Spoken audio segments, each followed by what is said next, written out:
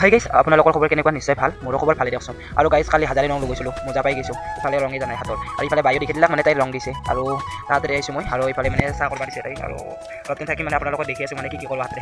আৰু গাইছ, এতিয়া মই মাজু বাহাতে দিছোঁ, আৰু তাহাৰ মানে নতুনকৈ চাৰিটা গাহৰি আনিছে সৰু, আৰু মানে বাই মানে আধাৰ বনালাক গাহৰি দিবাৰ কাৰণে, আৰু আপোনালোকক অলপমান দেখাই দিছোঁ মানে। আৰু এতিয়া মানে গাহৰি দাবতো দিয়া গাহৰি মানে দাউৰি আছে যিহেতু, গাহৰি পুৰা একদম খাংখাংকৈ থাকে। তাৰপিছত আৰু বাই মানে আধাৰখিনি দিলাক, আৰু তাকো খাব লৈছে, আৰু গাহৰি একাকৈ খাই ভাল পায়, কমেণ্ট কৰি জনাবলৈ নাপাহৰিব দেই গাইছ।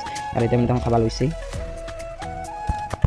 আৰু গাইজ আমি ঘৰত আহিলোঁ, আহি কিনে দেখা পালোঁ যিহেতু আহুনো পুৰা একদম উদ্ধাৰ কৰি আছে, পুৰা একদম খেলিছে। আমিও ঘৰতে আছিলোঁ দিয়কচোন। আৰু এতিয়া মায়ো পুৰা একদম ৰান্ধাত ব্যস্ত, যিহেতু দিপ্ৰাই হ'ল, সেইকাৰণে মায়ো পুৰা ভাত ৰান্ধাত ব্যস্ত। আৰু ইফালে দেউতাই খৰি কাটি আছে, মই আগত আদি আছিলোঁ। তাৰপিছত মোক ক'লাক যিহেতু আগত আদি আছে, তই খৰি কাট লাগাত। তাৰপিছত ময়ো আৰু কি যি ভুল কৰিলোঁ আগত আদি কিনে, এতিয়া ময়ো খৰি মেলাব লগা হৈছে।